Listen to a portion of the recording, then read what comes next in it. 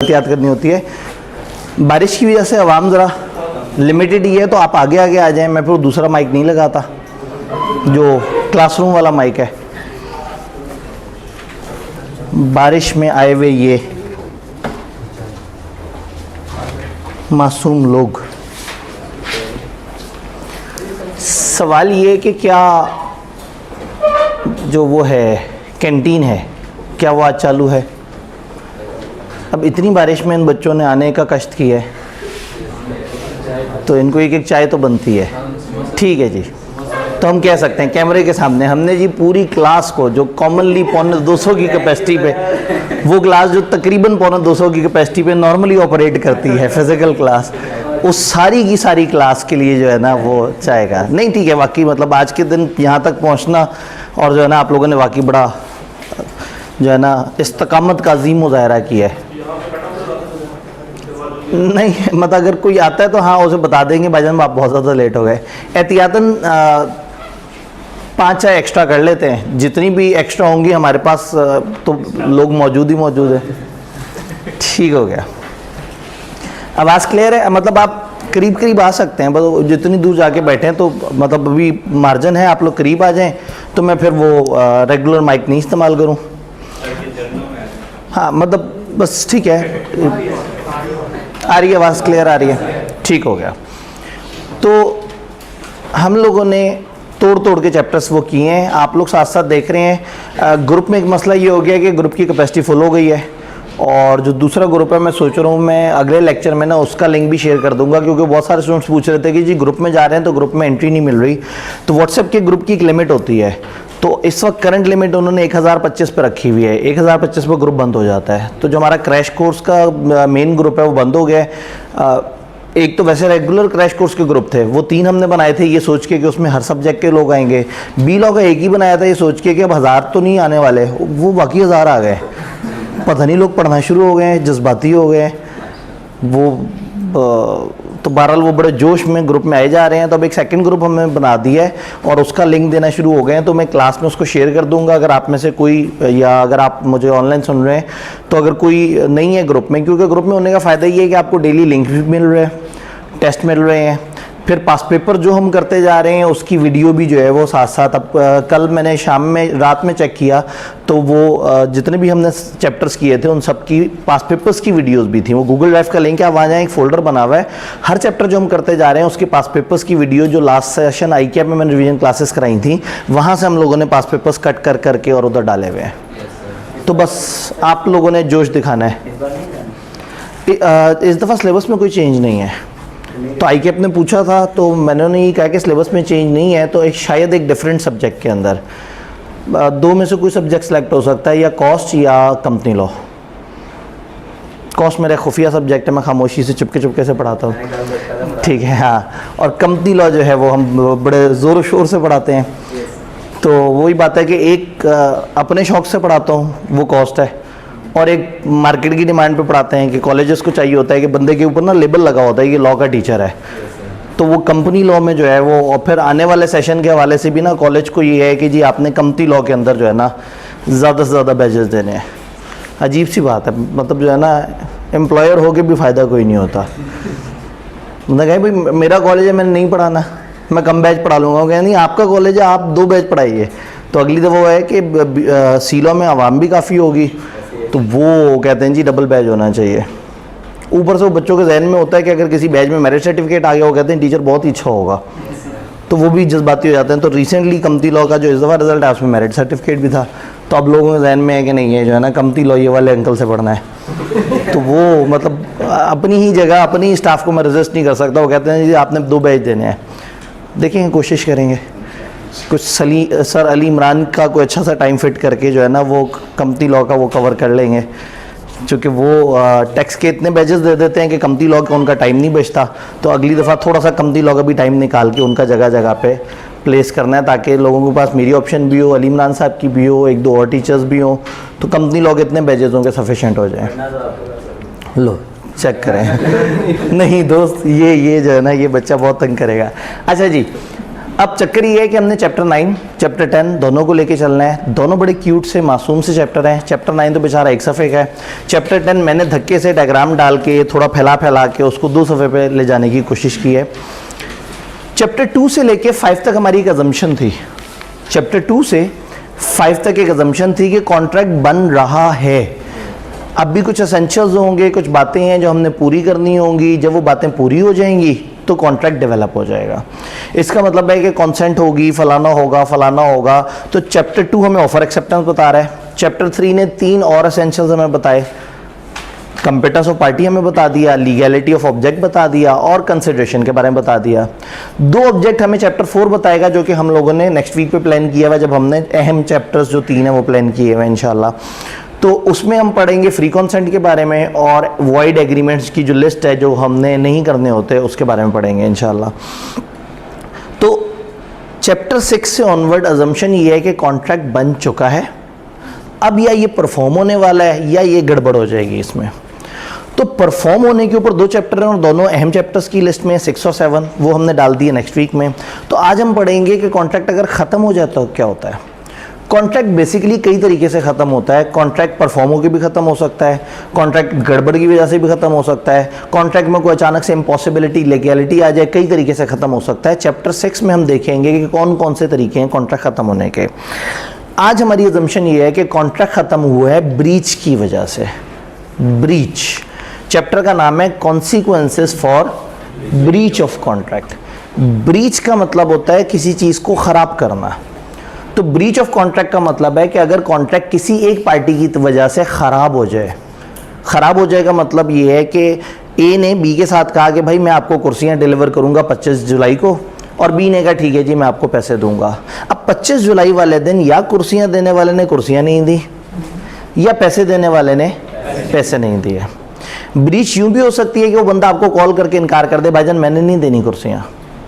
और ब्रीच यूँ भी हो सकती है कि 25 तारीख गुजर जाए और आपको नज़र आए वो कुर्सी ही नहीं सप्लाई कर रहा, या 24 को आपने रात 2 बजे उसकी सेल्फ़ी देखी है कि वो न्यूयॉर्क में एक जगह जो है ना अपनी सेल्फ़ी अपलोड कर रहा है कि यहाँ आया हुआ हूँ और मेरा 25 दिन का प्लान है।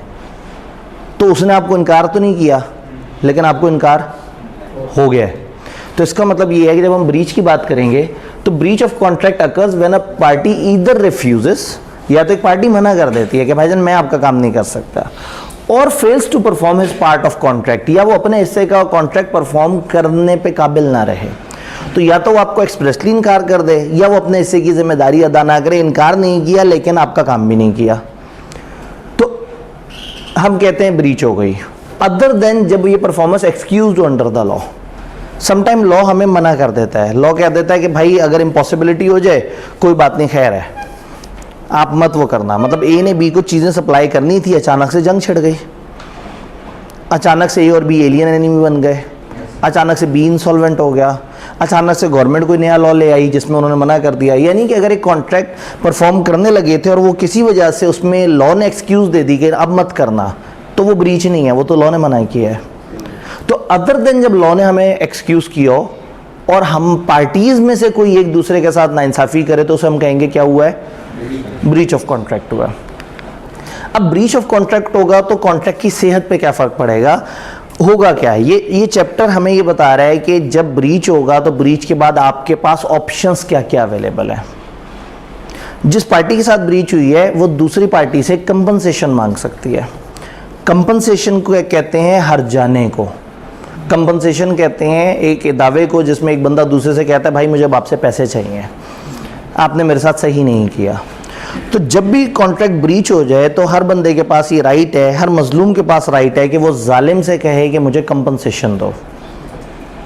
तो ब्रीच के अगेंस्ट बहुत सारी रेमेडीज़ हैं। रेमेडीज़ का मतलब ब्रीच हुआ है तब आपके पास क्या क्या पावर्स हैं।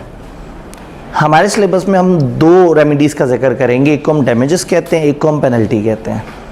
वैसे तो कई तरीके हैं, रिस्टोरेशन ऑफ बेनिफिट्स भी होती है, जिसने जिससे जो चीज़ ली होती है वो वापस करनी होती है। स्पेसिफिक परफॉर्मेंस भी होती है कि आप कहते हैं नहीं भाई मुझे यही बंदे से ये वाली सर्विस चाहिए, मैं किसी और बंदे को नहीं कहूँगा, इस बंदे को ही मजबूर किया जाए। तो बहुत सारी रेमेडीज़ हैं, लेकिन जो मशहूर रेमेडी है और हमारे सिलेबस ने जिन 2 रेमेडीज़ पे बात की दैट इज़ डैमेजेस और पेनल्टी। पेनल्टी पे गिनती की 3-4 लाइन्स हैं, डैमेजेस पे उन्होंने ज़रा ज़्यादा वो काम किया और 10-12 लाइन्स दे दी। असूलन ये काफ़ी बड़ा चैप्टर होना चाहिए जिसमें ब्रीच के बाद क्या क्या होगा और हर किसी की सारी गहराइयाँ होनी चाहिए, बट किताब के पास कम टाइम था और उन्होंने सोचा कि मासूम बच्चों को हम ऑलरेडी इतना कुछ पढ़ा रहे हैं तो इनको ज़्यादा नहीं पढ़ाते। तो ब्रीच के अगेंस्ट उन्होंने बात की है डैमेजेस की। डैमेज किसे कहते हैं? एक बंदे का नुकसान हुआ और वो दूसरे बंदे से कहता है तुमने मेरा नुकसान पूरा करना है। हम इतने दिनों से एक एग्जांपल लेके चल रहे हैं कुर्सी की, कि एक बंदा दूसरे से कहता है कि जी मैं आपको कुर्सी बेचूंगा 2000 की। अब 25 जुलाई को एक बंदे ने हमें कुर्सियां देनी थी और कुर्सियां देनी थी 2000 की। 25 जुलाई का दिन आया, हमने उसको कहा कुर्सियां, उसने कहा भाई मैं नहीं कुर्सियां डिलीवर करूंगा। अब मैं उससे कुर्सियां क्यों खरीद रहा था? मुझे ज़रूरत थी, मुझे कहीं ना कहीं चाहिए थी और एन 25 जुलाई तय हुई हुई थी। तो 25 जुलाई को वो मुझे कुर्सी नहीं भी देगा तो मुझे तो कुर्सी चाहिए। तो मैं नाराज़ होऊंगा, मैं कहूँगा यार तुम अजीब आदमी हो, तुमसे मेरी बात तय हुई थी, रेट मुका हुआ था, अब मैं क्या करूँगा? मैं जाऊँगा मार्केट में देखूँगा तो पता ही लगा कि मार्केट में वो कुर्सी उस दिन 2500 की है, जबकि मैंने एक अच्छा टाइम पे इसके साथ कॉन्ट्रैक्ट करके 2000 पे प्राइस ब्लॉक कर ली थी। तो अब इस वक्त इस जालिम ने जो ब्रीच की है, तो अब जब मैं जाऊँगा कुर्सी लेने तो मुझे 500 इजाफी देना पड़ जाएगा। तो ये मेरे साथ नाइंसाफ़ी हुई है। तो असूलन नेचुरली कॉन्ट्रैक्ट में हम ये कहते हैं कि अगर एक पार्टी दूसरे के साथ जुल्म करे, नाइंसाफ़ी करे, तो वो उससे डैमेजेस क्लेम कर सकता है। तो मैं उससे कहूँगा भाई तुम्हारी वजह से मेरा इतना नुकसान हुआ, तो तुम्हारी वजह से मेरा इतना नुकसान हुआ तो तुम मुझे नुकसान पूरा करो। नुकसान कितना हुआ है? 500 का। मैं 2000 रुपये उसे दे के कुर्सी लेता, अब मार्केट में मुझे देने पड़ेंगे 2500, तो मेरा 500 इजाफी लगा। तो फिर मैं उसे कहूँगा भाई मुझे आपसे डैमेजेस चाहिए, आप मुझे 500 रुपये दें। वो मुझे 500 रुपये देगा, मैं अपने 2000 रुपये में जोड़ूंगा और 2500 की मार्केट से कुर्सी खरीद लूँगा। याद रहे, डैमेजेस का मकसद ये नहीं है कि उसको सज़ा दी जाए, डैमेजेस का मकसद ये है कि मेरी तलाफ़ी हो। इस वक्त मेरा ये मकसद नहीं है कि मैं उसको तकलीफ़ पहुँचाऊँ, उसको 500 का जुर्माना हो। मैं उससे 500 इसलिए मांग रहा हूँ कि मेरा नुकसान तो ना हो। तो ये जहन में रखना है कि डैमेजेस का जो मेन पर्पज़ है वो जालिम को सज़ा देना नहीं है, मजलूम की हिमायत करना है। तो मैं उससे 500 रुपये मांगूंगा और वो चीज़ मार्केट से ख़रीद लूँगा। ये है ऑर्डिनरी डैमेज, ये हमेशा मिलता है जो नेचुरली कॉन्ट्रैक्ट से हुआ और साफ नज़र आ रहा है। समटाइम क्या होता है, एक सेकंड लेवल का डैमेज होता है, एक सेकंड लेवल का नुकसान होता है। मैंने उससे कुर्सियां ख़रीदने की बात की थी और मैंने एक सुपर स्टोर से, एक ऐसे मॉल से बात की हुई थी जहाँ पे मुख्तलिफ़ चीज़ें डिस्प्ले पे होती हैं। मैंने उनसे कहा था कि जी मैं आपको कुर्सी दूंगा बड़ी अच्छी किस्म की और आपने वहाँ पे डिस्प्ले पे लगा देनी है, आप मेरे से वो कुर्सी ख़रीद लें और आप बेचें, बड़ी अच्छी कुर्सी है। उनको मैंने कुर्सी 3000 की बेची। उनसे मैंने कहा 25 जुलाई की शाम मैं आपको कुर्सी ला के दूँगा और कुर्सी मैं आपको बेचूँगा 3000 की। क्यों 25 जुलाई की शाम? मैंने कहा क्योंकि 25 जुलाई की दोपहर को मुझे कुर्सी मिलनी थी। तो जब मुझे दोपहर में कुर्सी मिलनी थी तो मैंने शाम में उस मॉल को ट्रांसफ़र कर देनी थी। अब दोपहर मुझे कुर्सी नहीं मिली, कुर्सी मिली मुझे 500 महंगी, और जब तक मैं कुर्सी लेने जाता वो मॉल का टाइम ख़त्म हो गया था, मैं मॉल को भी कुर्सी नहीं बेच पाया। तो मुझे एक नुकसान तो ये हुआ कि 500 रुपये कुर्सी महंगी मिली। दूसरा नुकसान ये हुआ कि मुझे 1000 रुपये का प्रॉफिट आना था, वो नहीं आया।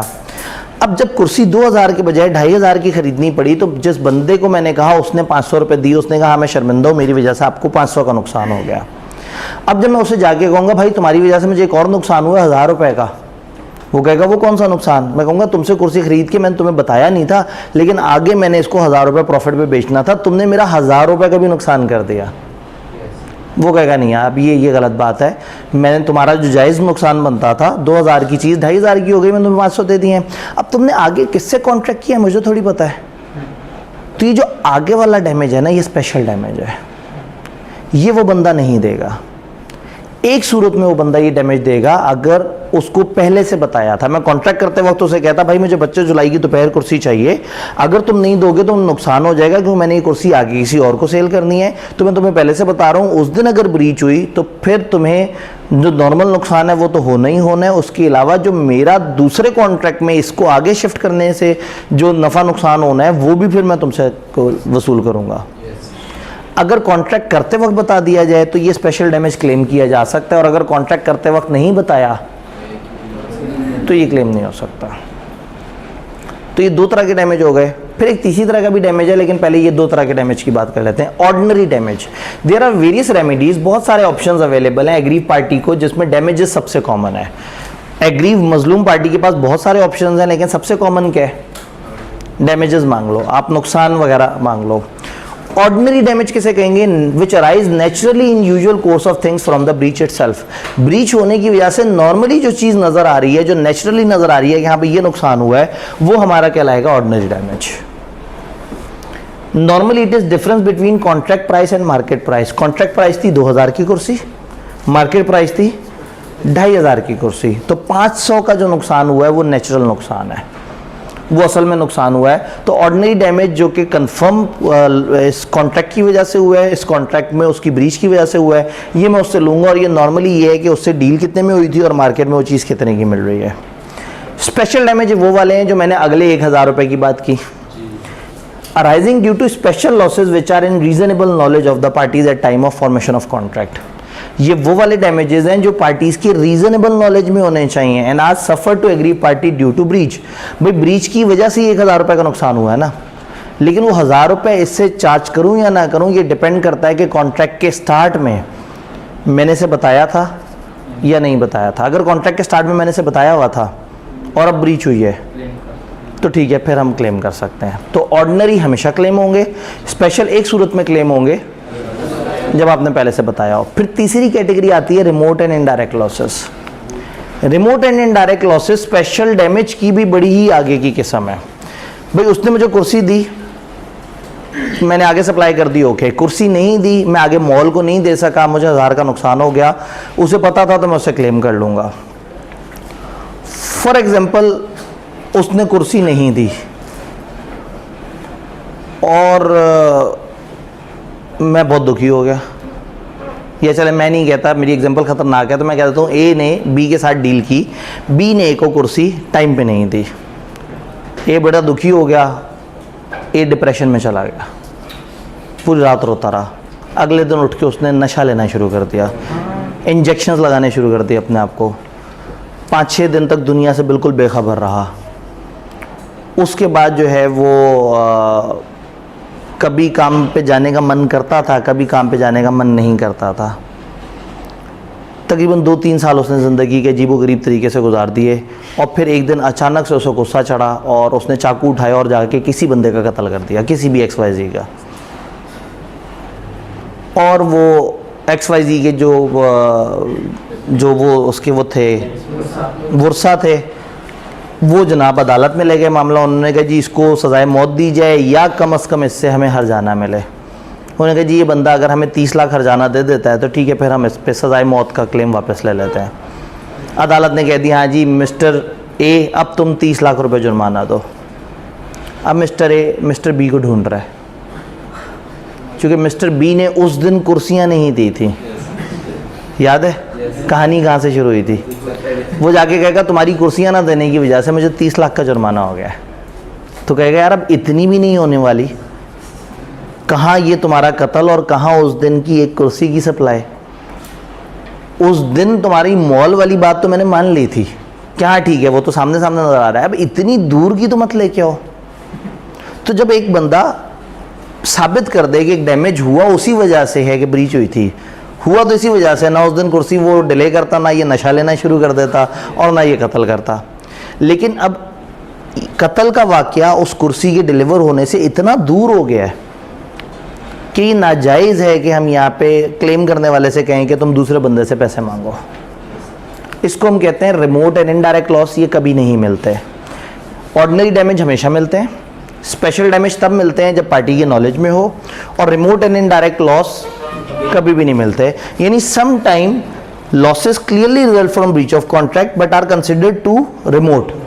होते तो लॉस ब्रीच की वजह से, लेकिन इतने दूर के, रिमोट होता है ना जिससे दूर की चीज़ को आप ऑन कर लेते हैं, इतने दूर समझे जाते हैं कि ये अनफेयर है कि एक्सपेक्ट करें डिफेंडेंट को जिस पे इल्ज़ाम लगाया उससे एक्सपेक्ट करें कि वो क्लेमेंट को जिसने इल्ज़ाम लगाया है, क्लेम करने वाला और डिफेंड करने वाला। तो ये बड़ा जुल्म हो जाएगा कि हम क्लेम करने वाले को ये कहें कि तुमने उस दूसरे बंदे से ये पैसे मांगने हैं। No compensation is to be given for any such remote and indirect loss और डैमेज। तो 3 तरह के हमें डैमेज नजर आए, ऑर्डिनरी डैमेज, जो लाजमी मिलेगा, जो नेचुरली हुआ है, जो सामने सामने का नुकसान है, मार्केट प्राइस और कॉन्ट्रैक्ट प्राइस। स्पेशल डैमेज जो पार्टी को पहले से बताया हुआ था, अगर पहले से बताया हुआ था तो आप उससे कंपनसेशन मांग सकते हैं, अगर नहीं बताया हुआ था तो कंपनसेशन नहीं मांग सकते। स्पेशल डैमेज थोड़ा सा इनडायरेक्ट होता है। और फिर बहुत ही इनडायरेक्ट डैमेज, दूर दराज का एक डैमेज, पार्टी के नॉलेज में भी हो तो भी वो इतना दूर होता है कि हम कहेंगे कि भाई ये जुल्म है कि कुर्सी ना देने की वजह से आप कहेंगे बंदे ने कत्ल कर दिया, या बहुत लंबी बहुत दूर की बात आपने कर दी, इतने दूर का लॉस हम आपको नहीं चार्ज करें। तो ये 3 तरह के डैमेज। अब यहाँ किताब जो है क्या करती है, डैमेजेस के कुछ रूल्स बताने के ऊपर बड़ी पक्की हो जाती है। वो कहते हैं जी हमने अब जो है ना डैमेजेस के रूल्स बताने हैं, 4 में से 2 टेक्निकल रूल्स हैं और 2 सीधे रूल्स हैं। पर्सन हु राइटली रिस्काइंड, रिस्काइंड ये वर्ड आप नोट कर लें, कैंसिल के लिए जगह जगह इस्तेमाल होगा, लीगल वर्ड रिस्काइंड, कैंसिल कर देना। जब एक बंदा राइटली कॉन्ट्रैक्ट कैंसिल करे, राइटली कॉन्ट्रैक्ट कौन कैंसिल करेगा, जिसके अगेंस्ट जुल्म हुआ है। एक बंदे को कुर्सी डिलीवर होनी थी, नहीं हुई, उसने कहा ठीक है बस हमारा कॉन्ट्रैक्ट खत्म। इसने कॉन्ट्रैक्ट खत्म किया है ब्रीच की वजह से और इसने राइटली खत्म किया है। तो जो बंदा राइटली खत्म करता है contract is entitled to compensation for losses suffered. जो राइटफुली कॉन्ट्रैक्ट कैंसिल करेगा उसको ये हक है कि जो भी कंपनसेशन है वो मांग सकता है, वो डैमेजेस मांग सकता है। कहने का मतलब है मजलूम डैमेजेस मांग सकता है, जालिम डैमेजेस नहीं मांगेगा। तो ये लाइन तो बड़ी क्लियर सी है। ये पॉइंट तो बता रहा है कि जब भी एक बंदा राइटफुली कॉन्ट्रैक्ट कैंसिल करेगा कि उसके अगेंस्ट ब्रीच हुई है, वो कंपनसेशन मांग सकता है, समझ आती है। ये rule, compensation for damages from breach of quasi contract shall be same as in other contract. Quasi contract में भी अगर कोई डैमेज होगा, नुकसान होगा, तो उसका भी यही रूल है जो कि हमने सादा कॉन्ट्रैक्ट्स में पढ़ा है।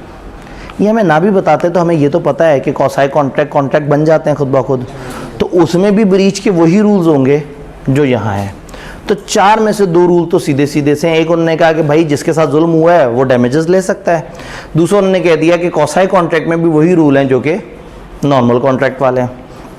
अब 2 और बातें उनको हम कंबाइन समझने की कोशिश करते हैं। जैसे ही उस बंदे ने कुर्सी नहीं दी, मिस्टर बी ने मिस्टर ए को कुर्सी नहीं दी, तो मिस्टर ए मार्केट में गया और मार्केट में उसे पता लगा कि वो कुर्सी उसको 2500 की भी मिल सकती है मार्केट में, और एक बड़ी अच्छी ब्रांडेड दुकान है जिसमें वही कुर्सी 2800 रुपये में भी मिल जाएगी। वो भाई साहब जान के गुस्से में गए और 2800 रुपये की कुर्सी लेके आए। अब लॉ कहेगा भाई ऊपर की 300 नहीं मिलेंगे आपको। जिसका नुकसान हुआ है उसने उस नुकसान को बढ़ाने की कोशिश नहीं करनी, और फिर देखना ये है कि उस वक्त उसके पास क्या क्या ऑप्शंस अवेलेबल हैं। कुर्सी नहीं मिली टाइम से, तो बजाय इसके कि अगले ही लम्हे गुस्से में जाके मार्केट से कुर्सी खरीद के लेके आए, दूसरे बंदे ने कुर्सी नहीं दी और उसने एक मैसेज छोड़ा हुआ था कि देखो मैं कुर्सी अभी नहीं दे रहा, लेकिन मैं 2 घंटे बाद किसी तरह से तुम तक कुर्सी पहुंचा दूंगा, तुम बताओ अगर तुम्हें नुकसान नहीं हो रहा तो 2 घंटे बाद कुर्सी दे दूं। अब ये सोचे ही ना कि मेरे पास एक ऑप्शन ये है कि मैं 2 घंटे इंतजार कर लूँ, और डायरेक्ट सोचे मेरे पास एक ही ऑप्शन है कि मार्केट से जाके कुर्सी खरीद लूँ। तो अदालत डैमेजेस अवॉर्ड करते हुए ये देखेगी कि इस बंदे के पास क्या क्या ऑप्शंस अवेलेबल थे और क्या इसने उनको एक्सरसाइज किया या नहीं किया। तो इसका मतलब है कि डैमेजेस अवॉर्ड करते हुए देखा जाएगा कि क्या डैमेज को, नुकसान को कम किया जा सकता था और इसने कम करने की कोशिश की या नहीं की। और दूसरा ये कि उस बंदे के पास क्या क्या ऑप्शंस अवेलेबल थे, वो क्या क्या कर सकता था जो उसने नहीं किया। In estimating loss arising from a breach, the means का मतलब है options, the options which existed of resolving the inconvenience, उस प्रॉब्लम को रिजॉल्व करने के जो जो ऑप्शंस थे cause by breach must be taken into account. जब भी लॉस को आप एस्टिमेट कर रहे होंगे तो ये जरूर देखेंगे कि उस बंदे के पास उस दिन क्या क्या ऑप्शंस अवेलेबल थे जिससे वो उस प्रॉब्लम से बाहर निकल सकता था। दूसरा, it is duty of aggrieve party, मजलूम की ड्यूटी है to take all reasonable steps to mitigate the loss. वो हर मुमकिन कोशिश करे कि लॉस को मिटिगेट कर सके। मिटिगेट का मतलब होता है कम करना, लॉस को कम कर सके caused by breach, and can not claim compensation for loss which could have been avoided easily. वो लॉस जो इजीली अवॉइड हो सकता था वो उसे करना चाहिए था। तो यानी हम कहते हैं कि एग्री पार्टी को चाहिए कि वो रीजनेबल स्टेप ले और जितना नुकसान बचा सकता है उतना नुकसान बचा ले। फॉर एग्जांपल उसने 2 कुर्सियां मांगी थी, एक कुर्सी वो कह रहा है मैं सप्लाई कर सकता हूँ, दूसरी नहीं कर सकता, तो भाई फिर आपने जाके 2 कुर्सियां मार्केट से नहीं खरीदनी, एक कुर्सी इसकी ले लेनी है और एक कुर्सी मार्केट से खरीद लेनी है, ताकि नुकसान 500-500 इकट्ठा होकर 1000 ना हो, सिर्फ एक कुर्सी पे नुकसान हो। तो एग्रीव पार्टी के जिम्मे 2 बातें हैं, एक तो वो लॉस को कम करने की हर मुमकिन कोशिश करेगा, दूसरा ये है कि उसके पास जो जो ऑप्शंस होंगी वो कोशिश करेगा कि उन ऑप्शंस को अवेल करे।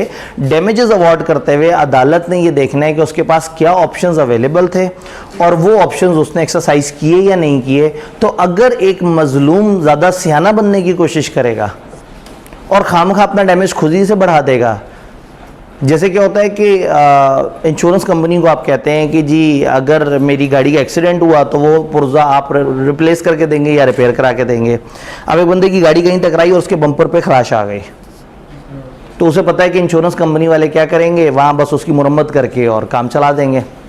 तो उसने जान के गाड़ी दीवार में मार दी ताकि पूरा बम्पर टूट जाए। अगर इंश्योरेंस वालों को पता लग जाए कि ये नुकसान इसने खुद बढ़ाया है तो फिर उसको वो कंपनसेट नहीं होगा। तो रूल ये है कि एग्रीव पार्टी ने नुकसान को बढ़ाने की कोशिश नहीं करनी, कम करने की कोशिश करनी है, हर मुमकिन कोशिश करनी है। अच्छा जी, अच्छा है, चलो कैमरे पे ये बात भी तो हो ना चाय की, इनको साड़ा तो लगे, ये बारिश में घर बैठ गए, कोई बात नहीं, सर को ऑनलाइन सुन लेंगे। दोस्तों आप आए होते, चाय पी रहे होते, कितना रूहानी माहौल बना हुआ था यहाँ पे जी। क्या हाँ, ये इधर वाले ये कह रहे हैं कि आप लोग मत आया करें, आप लोग नहीं आते तो हमें चाय मिल जाती है। असल में वही बात है कि आपको चाय उनको सज़ा देने के लिए नहीं दी, वो है ना, डैमेजेस जालिम को सज़ा देने के लिए नहीं होते, मजलूम की हिमायत के लिए होते हैं। तो वो जालिम है, वो आए नहीं, उनको चाय नहीं मिली, इसलिए नहीं कि उनको हमने पेनल्टी डालनी थी, आपको की हिमायत करनी थी कि आप लोग बरसती बारिश में, बड़ी तेज़ बारिश में बड़ी मुश्किल से यहाँ तक पहुँचे हैं। तो यहीं से मेरा सेकंड टॉपिक स्टार्ट होता है, पेनल्टी। पेनल्टी होती है जालिम को सज़ा, डैमेजेस होते हैं मजलूम की हिमायत। कंपनसेशन का एक तरीका ये है कि आप डैमेजेस चार्ज करें और एक ये है कि आप एक प्री डिफाइंड पेनल्टी सेट कर लें। Sometime parties at start of contract तय कर लेती हैं, मैंने उससे कहा कि भाई मुझे तुमसे कुर्सियाँ चाहिए और मैं तुम्हें पैसे दूंगा, हम में से जो खिलाफ वर्जी करे मुआहदे की वो 300 रुपये जुर्माना देगा। तो जो भी खिलाफ वर्जी करेगा वो फिर 300 रुपये जुर्माना देगा। यानी समटाइम क्या होता है, आप एक प्री डिफाइंड जुर्माना तय कर लेते हैं। अगर आप प्री डिफाइंड जुर्माना तय कर लें और वो असल नुकसान से कम है तो फिर डिपेंड करता है कि वो कितना कम है। अगर थोड़ा बहुत कम है तो फिर आपको पेनल्टी ही मिलती है। अगर आप पेनल्टी सेट कर लें ज़रूरत से ज़्यादा, बहुत ही बड़ी एग्जेजरेटेड अमाउंट रख लें कि मैं उससे कहूँ कि देखो अगर तुमने मुझे टाइम पे कुर्सी नहीं दी तो चूंकि ये तुमने गलत अमल किया तो मैं 1 लाख रुपए का जुर्माना होगा। अगर उसने भी साइन कर दिया, मैंने भी साइन कर दिया, कॉन्ट्रैक्ट तो बन गया, लेकिन अदालत में अगर मामला पहुंचेगा तो अदालत कहेगी यार ये लाख बहुत ज़्यादा है, इसको रीज़नेबल करो, ये बहुत ही ओवर हो गई है बात। तो पेनल्टी में क्या होता है कि दोनों पार्टीज प्री डिफाइंड एक अमाउंट सेट कर लेती हैं पहले से ही सेट की हुई अमाउंट को पेनल्टी कब कहेंगे, जब उसमें 2 शर्तें हों। नंबर 1 वो एग्जेजरेटेड हो, ज़रा ज़्यादा बढ़ी हुई हो, यानी एक्सपेक्टेड लॉस से भी ज़रा ज़्यादा बढ़ी हुई हो, और दूसरा उसकी कोई लिंक ना हो लॉस के साथ, कोई कनेक्शन ना हो। मैं ये ना कहूँ कि अगर तुमने मेरे साथ जुल्म किया तो जितना नुकसान हुआ है उसका 130% तुम्हें पेनल्टी पड़ेगी, ये तो लिंक हो गया। मैं कहूँ जितना नुकसान हुआ उसका आधा तुम पेनल्टी दोगे, ये भी लिंक हो गया। अगर मैं कह दूं तुम मुझे दोगे 1,500 रुपये, अब असल नुकसान 200 का है, 500 का है, 1000 का है, 2000 का, हमें नहीं पता, तो पेनल्टी वो होती है जो पहले से डिफाइंड हो, नंबर 2 एग्जेजरेटेड हो, और नंबर 3 डिसप्रोपोर्शनेट हो एक्चुअल लॉस से। उसका एक्चुअल लॉस से डायरेक्ट कोई कनेक्शन ना हो, एक्चुअल लॉस कम ज़्यादा हो सकता है।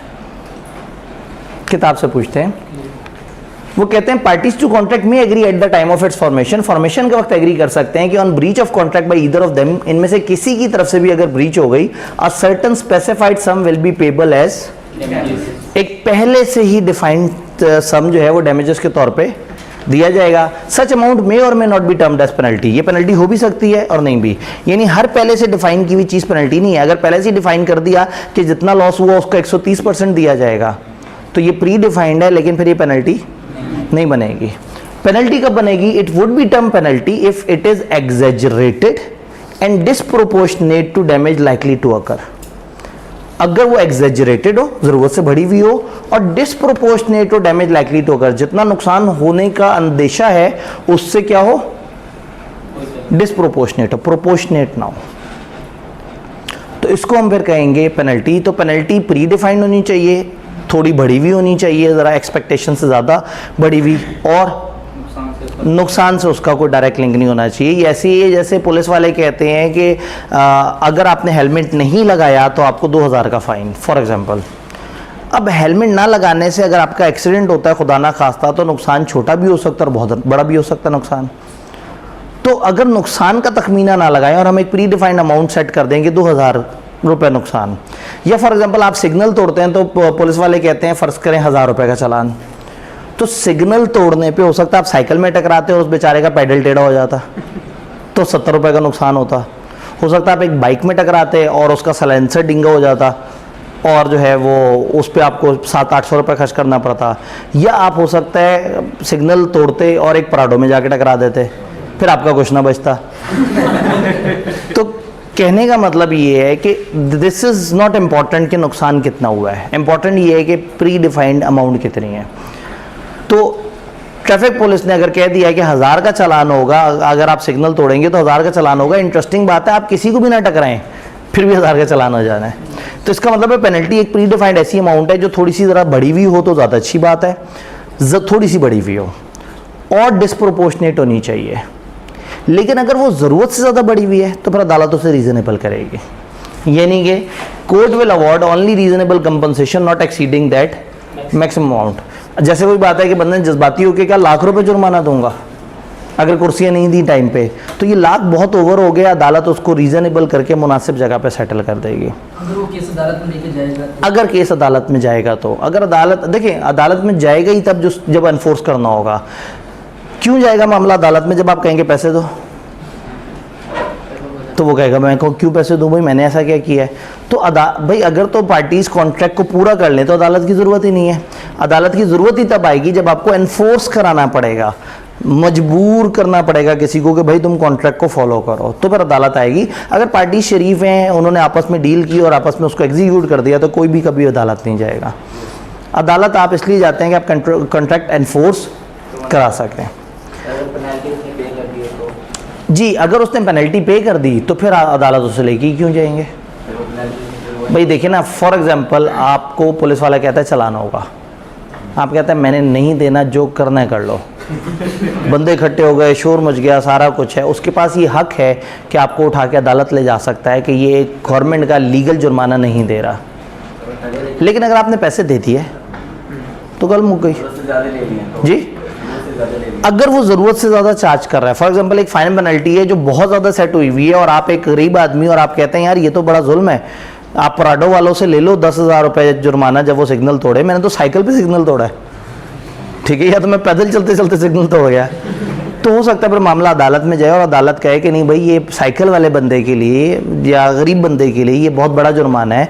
तो अगर अमाउंट ज़रा ज़्यादा सेट हो जाए तो कोर्ट उसको रीज़नेबल कर सकती है। नॉर्मली वो क्या करते हैं, वो कहते हैं जितना इसने नुकसान किया बस यहाँ तक ले जाओ इसे। अगर बी को ए के ब्रीच करने की वजह से कोई पेनल्टी पड़े तो वो क्लेम कर? जी, अगर एक बंदे को दूसरे की ब्रीच की वजह से पेनल्टी पड़े तो भी ये नुकसान वो उसी से कवर करेगा। फॉर एग्जांपल मुझे कुर्सी टाइम पे नहीं मिली और कुर्सी मैंने आगे सप्लाई करनी थी और मैंने उसे कहा था कि कुर्सी में आगे सप्लाई करनी है और उसने कहा था कोई मसला नहीं, चिंता की ज़रूरत नहीं है।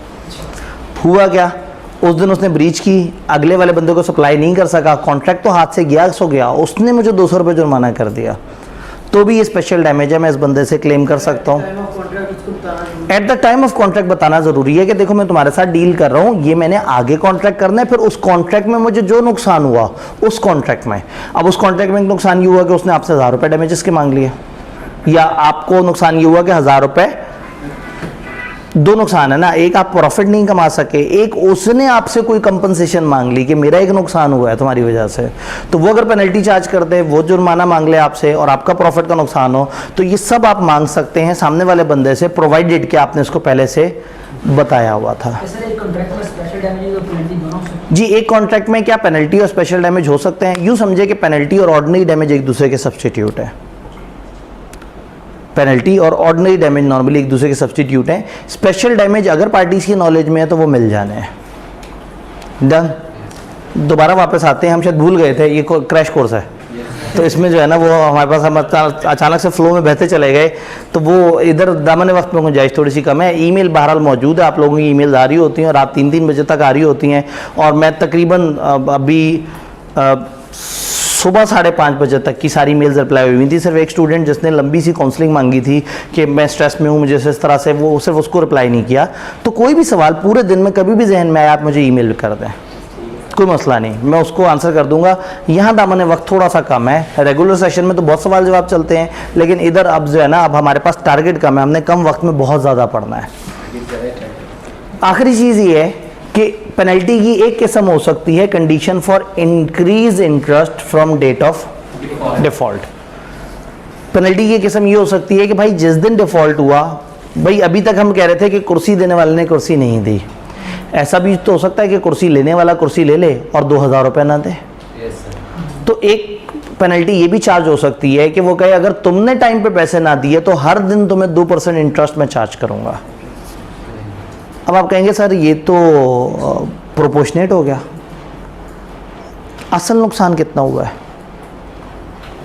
इस बंदे ने 2000 उसे नहीं दिया, उस 2000 से पता नहीं उसने कितना फ़ायदा करना था, वो 2000 अपने बिजनेस में लगाता, 400 कमाता, 15 रुपये कमाता, 20 रुपये कमाता, 1000 रुपये कमाता, हमें नहीं पता।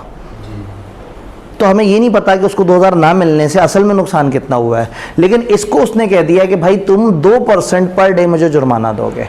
तो इसका मतलब ये है कि ये जुर्माना उस असल लॉस का एस्टीमेट नहीं है। तो पेनल्टी की एक किस्म हो सकती है कि आप एक कंडीशन रख दें इंक्रीज्ड अमाउंट की कि आपको इंटरेस्ट समेत अमाउंट देनी होगी फ्रॉम डेट ऑफ डिफ़ॉल्ट।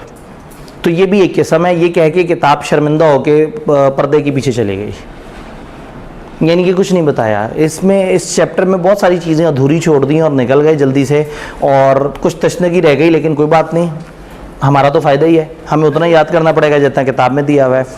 तो डैमेजेस और पेनल्टी हमने समझे।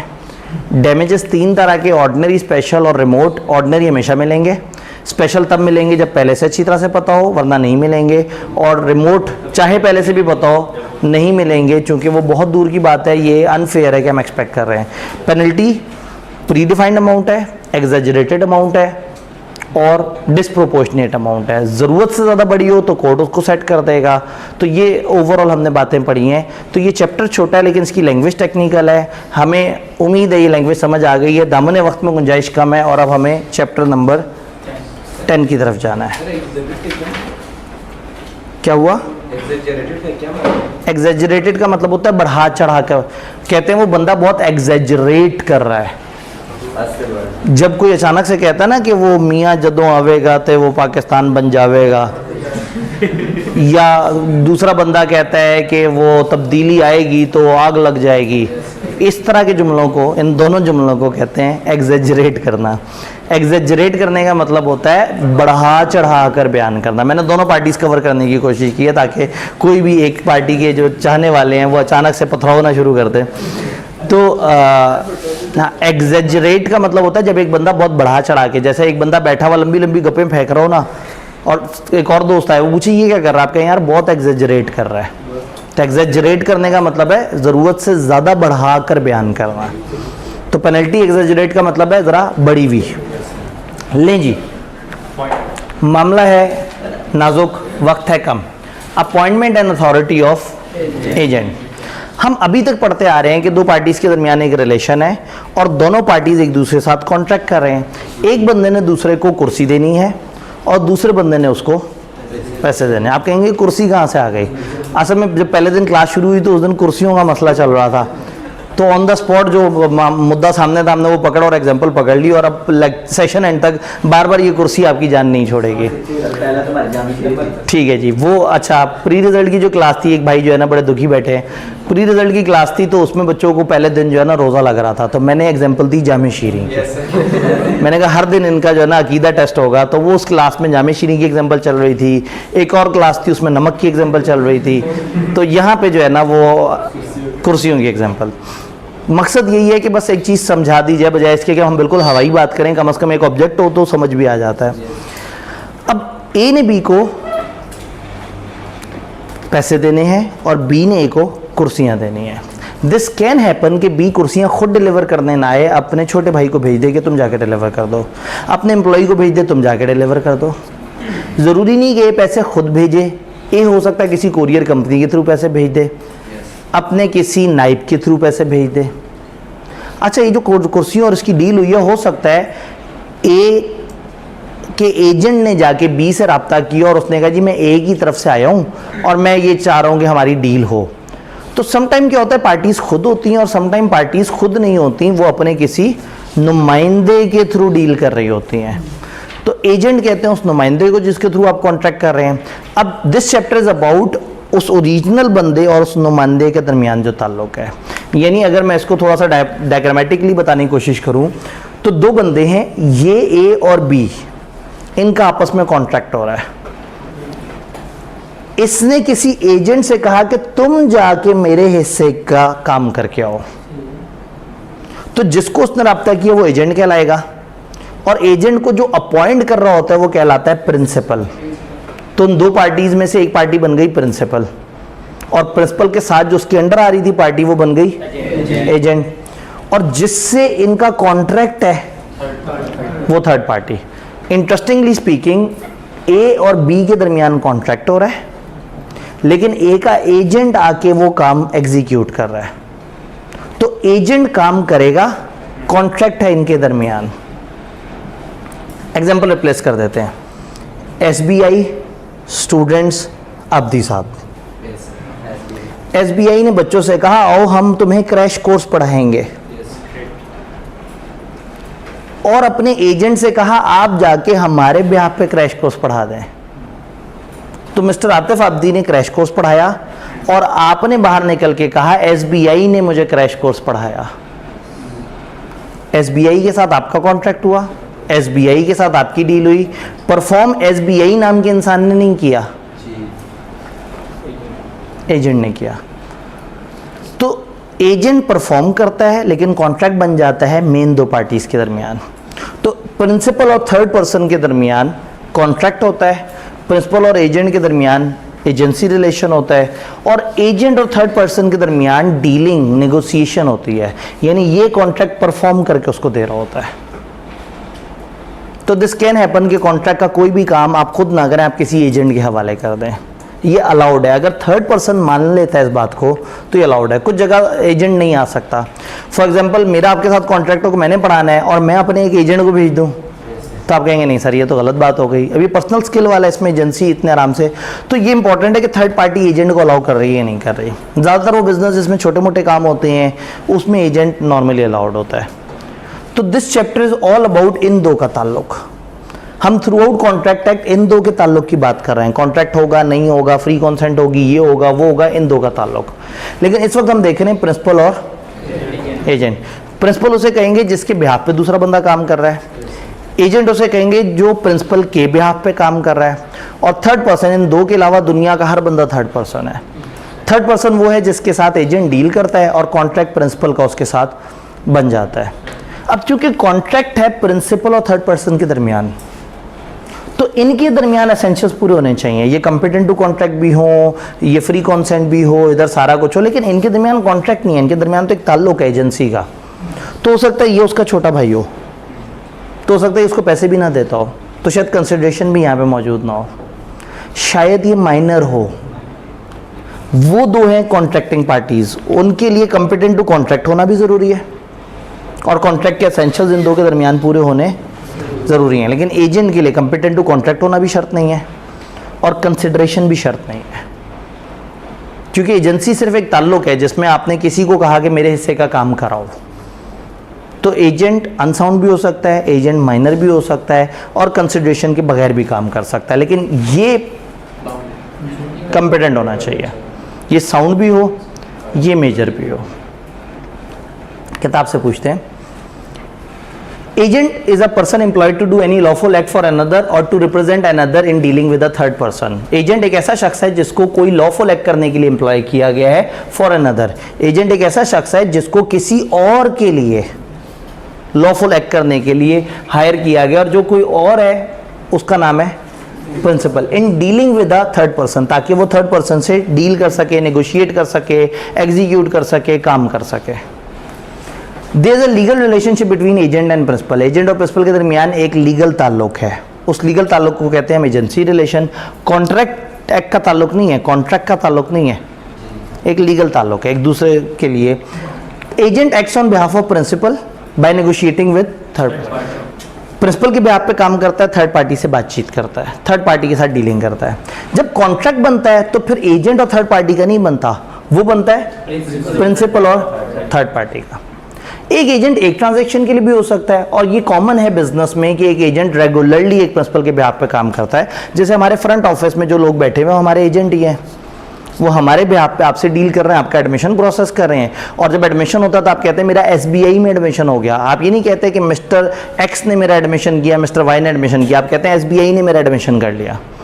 तो एजेंट काम करता है, लायबल होता है प्रिंसिपल, प्रोवाइडेड कि एजेंट ने अपनी अथॉरिटी में रह के काम किया। तो किताब में जो ये वाली डिस्कशन है, अगर आपको ये डायग्राम समझ आ गई है तो सिर्फ ये डेफिनेशन आपने एजेंट की समझ ली, ये चीज़ें आप खुद से पेपर में बड़े आराम से लिख सकते हैं अगर पूछी जाए। वैसे तो पूछी जानी बनती नहीं, ये तो सिंपली उन्होंने एक्सप्लेन करवाया है कि ये क्या होता है। हाँ, अगली बात है जो याद रखने वाली है, any person who is age of majority and sound mind में एम्प्लॉय एन एजेंट। जो भी शख्स एज ऑफ मेजोरिटी रखता है एंड साउंड माइंड है, वो क्या कर सकता है, वो एजेंट को अपॉइंट कर सकता है। लेकिन एजेंट बनने, इसका मतलब है प्रिंसिपल के लिए एज ऑफ मेजोरिटी जरूरी, और क्योंकि प्रिंसिपल है उन दो मेन पार्टीज में से। लेकिन एनी पर्सन में become an agent, any person, कोई भी शख्स। ऊपर कहा एनी पर्सन जो साउंड और एज ऑफ मेजोरिटी हो, और इधर क्या कह रहे हैं, एनी पर्सन। अब माइनर एजेंट बन सकता है लेकिन नुकसान में आएगा प्रिंसिपल। याद हमने कहा था कि बड़ा और छोटा मिलकर कॉन्ट्रैक्ट करें तो कौन फंसता है, बड़ा फंसता है कि वो तो छोटा, तो वो कहेंगे जी ये तो बच्चा था, वो तो शरारती था, वो तो इस तरह से कर गया। तो बड़े और बच्चे के दरमियान एग्रीमेंट, जब भी ये मिलके एग्रीमेंट करेंगे तो बड़ा फंसेगा। तो अगर आप एक एजेंट माइनर को अपॉइंट करेंगे तो फिर सारी जिम्मेदारी आपको उठानी पड़ेगी। आप अगर किसी अनसाउंड माइंड को अपॉइंट करेंगे तो भी सारी जिम्मेदारी आपको उठानी पड़ेगी। तो मना नहीं है, लेकिन फिर जिम्मेदारी सारी की सारी आपके ऊपर होती है, और वो जिम्मेदारी नहीं लेता। अनसाउंड है, बैकी बैकी बातें शुरू कर देगा, जिम्मेदारी नहीं लेगा। माइनर है, वो कहेगा मैं तो शरारत करता अंकल, हाँ हाँ बेवकूफ़ बना दिया, और चला जाएगा। तो ये जहन में रखना है कि बन तो कोई भी शख्स एजेंट जाता है, और वो एजेंट रिस्पॉन्सिबल होता है अपने प्रिंसिपल को according to provision of contract act.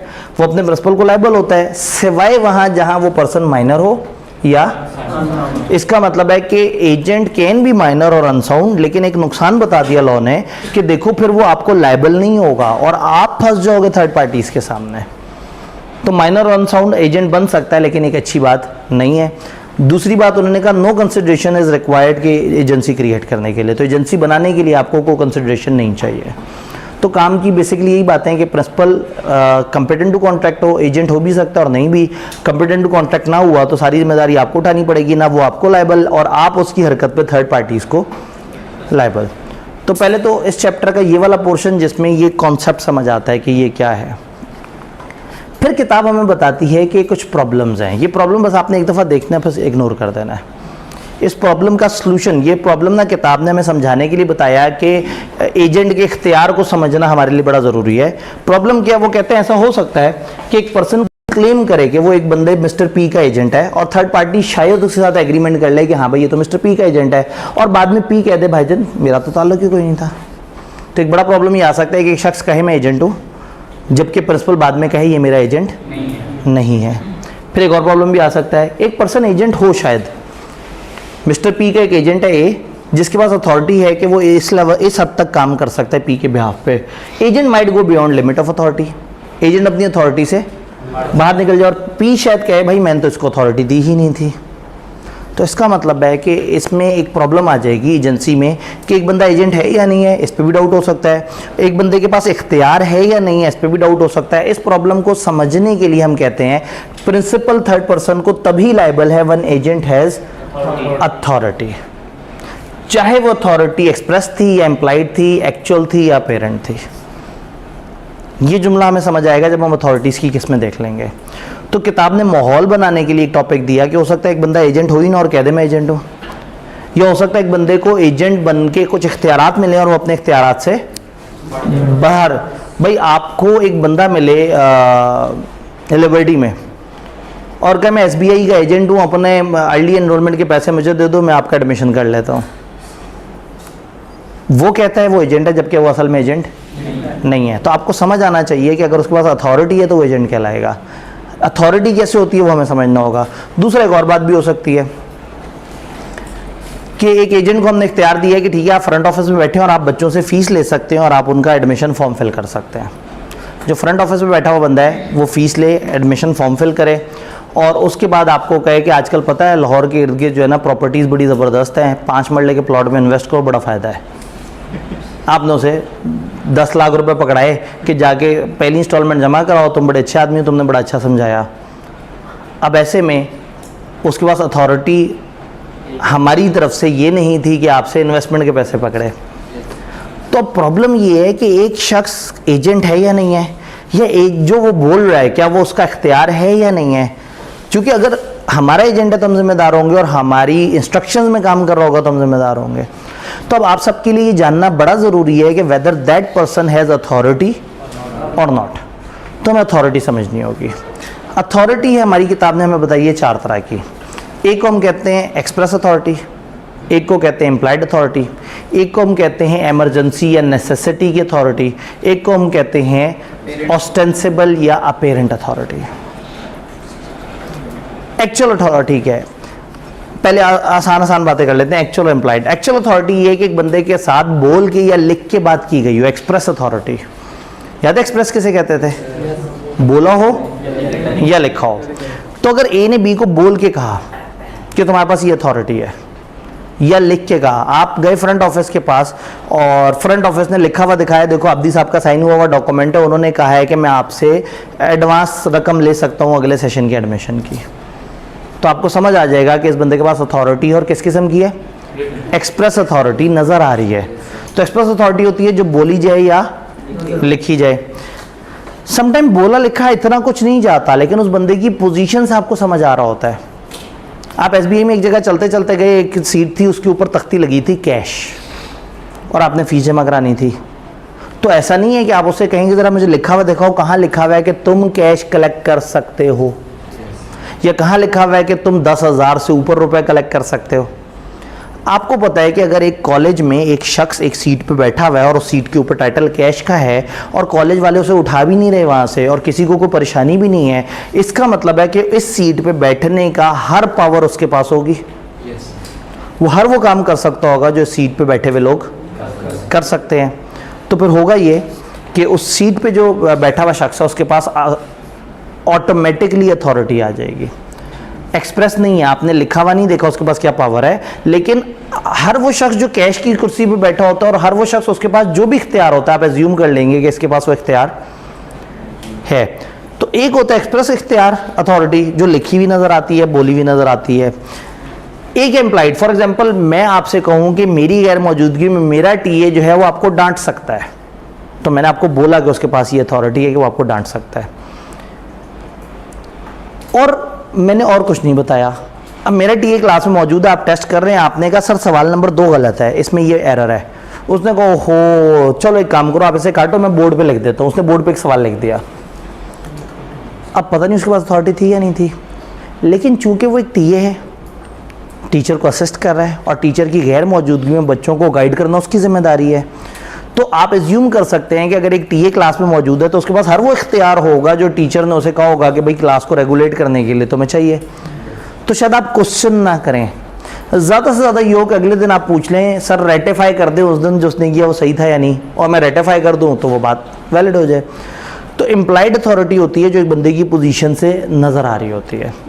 अगर आप एक फ्रंट ऑफिस के पास आए और फ्रंट ऑफिस वाले ने कहा कि अपना आईडी कार्ड नंबर बताएं, वो कहेगा आप कौन होते हैं मेरे से पूछने वाले। उसने कहा अपना नाम बताएं, आप कहेंगे जी आपको किसने इख्तियार दिया मेरा नाम पूछने का। तो कहेगा भाई मैं फ्रंट ऑफिस में बैठा एडमिशन कर रहा हूँ, तो हर वो बंदा जो एडमिशन कर रहा होगा उसके पास इतना इख्तियार ऑब्वियसली होगा कि वो आपकी डिटेल ले ताकि कागज़ भरे। तो यू कैन एज्यूम कि उसके पास कुछ इख्तियारात हैं। तो इम्प्लाइड अथॉरिटी वो होती है जो एज्यूम की जाती है एक बंदे की पोजीशन के हिसाब से, सर्कमस्टांसेस के हिसाब से। और एक्चुअल अथॉरिटी या एक्सप्रेस अथॉरिटी जो बोली जाए लिखी जाए। किताब से पूछते हैं, किताब ने कहा एक्सप्रेस और implied authority written agency agreement में give the agent express authority. अगर कुछ रिटर्न हो, कुछ लिखा हुआ हो, कुछ एक्सप्रेसली बताया गया हो तो एजेंट को एक्सप्रेस अथॉरिटी मिल जाएगी। प्रिंसिपल बताएगा what task, power and authority the agent can exercise, तो ये बन जाएगी एक्सप्रेस अथॉरिटी। इम्प्लाइड अथॉरिटी क्या होगी? Authority of agent in excess of his express authority. Express authority तो लिखी हुई है, अब कैश वाले के बाहर कुछ नहीं लिखा हुआ, तो क्या उसकी जीरो अथॉरिटी है? नहीं। हर वो बंदा जो कैश पे बैठा होता है इस तरह के एजुकेशन इंस्टीट्यूशन में, उसके पास जिस किस्म की भी पावर होती है वो पावर इसके पास होगी। तो implied authority, authority of agent in excess of his express authority inferred from the circumstances, जो सर्कमस्टांसेस से आपको नजर आ रही है, आप सर्कमस्टांसेस से समझ सकते हैं। थिंग्स स्पोकन और रिटन, जो बोली जाएं या लिखी जाएं, और ऑर्डिनरी कोर्स ऑफ डीलिंग, और जो नॉर्मल डील हो, में ऑल्सो बी अकाउंटेड फॉर। अब इम्प्लाइड अथॉरिटी का ये मतलब नहीं कि आपने एक्सप्रेस को इग्नोर कर देना है, जो उसकी पोजीशन से जाहिर हो रहा है वो तो उसकी अथॉरिटी है, और उसके पास राइटिंग में जो इख्तियार है वो भी उसकी अथॉरिटी है, तो आपने उसको भी काउंट फॉर करना है। तो इम्प्लाइड अथॉरिटी में इम्प्लाइड अथॉरिटी तो है ही है, उसके अलावा जो नॉर्मल डीलिंग्स हैं और उसके अलावा जो लिखी हुई चीज़ें हैं आपने उसको भी काउंट फॉर करना है, और उसके मुताबिक समझ लेना है कि इस बंदे के पास क्या इख्तियार है। तो एक बंदे के पास एक्सप्रेस अथॉरिटी हो सकती है कि लिखा हुआ हो कि वो क्या कर सकता है, इम्प्लाइड अथॉरिटी हो सकती है कि उसकी पोजीशन से ये साबित हो कि वो क्या क्या कर सकता है। फिर तीसरी तरह की अथॉरिटी आती है agent authority in emergency.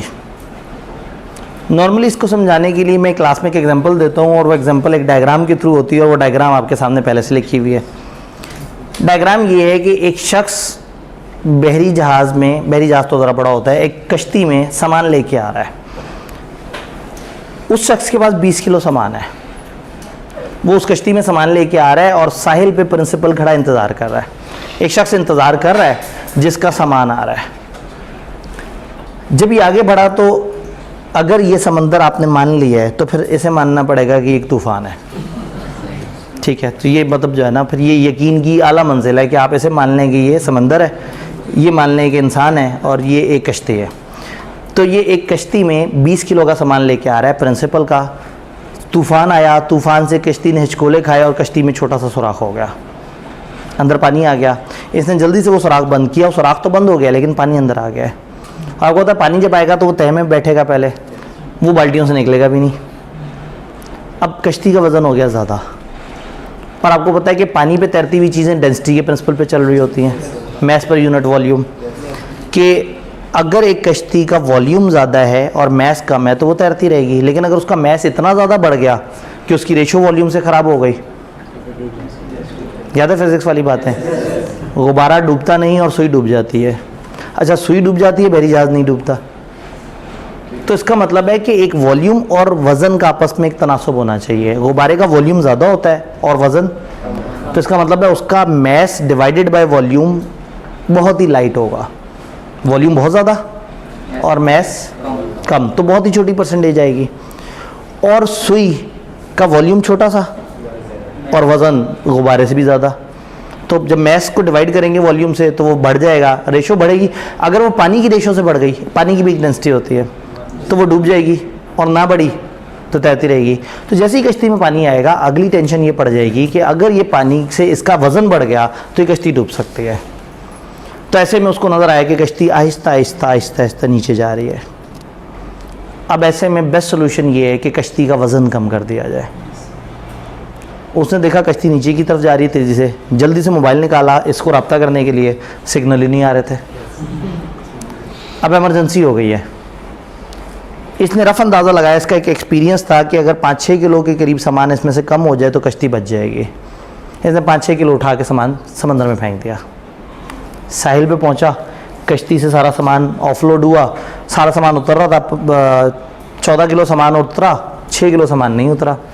Principal ने कहा वो 6 किलो के साथ क्या किया? उसने कहा याद है आपने कहा था फेंक दो। तो मैंने कब कहा था फेंक दो? क्योंकि याद करें जब तूफ़ान आया था, मैंने आंखें बंद करके आपको सोचा कि आप यहाँ होते तो क्या करते हैं। आप ज़ाहिर अपना 20 किलो सामान बचाने के लिए कुछ सामान की कुर्बानी दे देते। अगर कश्ती डूब जाती तो सारा सामान डूब जाता। तो अगर आप यहाँ होते, तो मैंने सोचा आप यहाँ होते तो आप क्या करते? आप भी उस 20 किलो सामान को बचाने के लिए 6 किलो को उठा के समंदर में फेंक देते। तो मैंने आप बन के एमरजेंसी में आपकी तरह सोचा।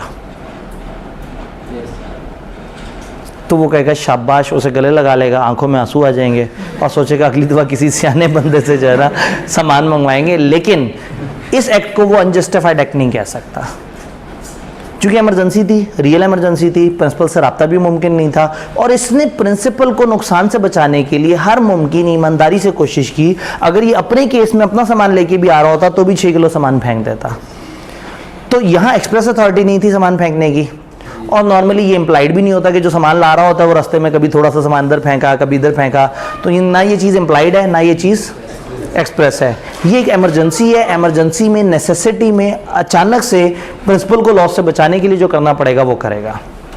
Agent has authority in an emergency to do all such act for the purpose of protecting his principal from, अपने प्रिंसिपल को लॉस से बचाने के लिए हर वो कोशिश करेगा as would be done by a person of ordinary prudence in his own case. कोई नॉर्मल अकल रखने वाला बंदा अपने केस में जो कुछ करेगा, एजेंट के पास इख्तियार है कि अगर वो वही कर देता है तो फिर मान लिया जाएगा कि उसके पास अथॉरिटी थी। ठीक है, फॉर एग्जांपल बिल्डिंग में आग लग जाए किसी, और जो है वो प्रिंसिपल वहाँ मौजूद नहीं है और उसका एजेंट उसका सामान बचाने के लिए उठा के बाहर फेंके, और बाहर फेंकते हुए सामान टूट जाए थोड़ा सा, लेकिन उसने नेक नियति से सामान को बचाने के लिए और बड़े नुकसान से बचने की कोशिश की, तो ऐसा नहीं होगा प्रिंसिपल आगे कहे तुमने मेरी चीज़ें बाहर क्यों फेंकी हैं। वो कहेगा जी इमरजेंसी में आपके सामान को बचाने की मैंने कोशिश की थी।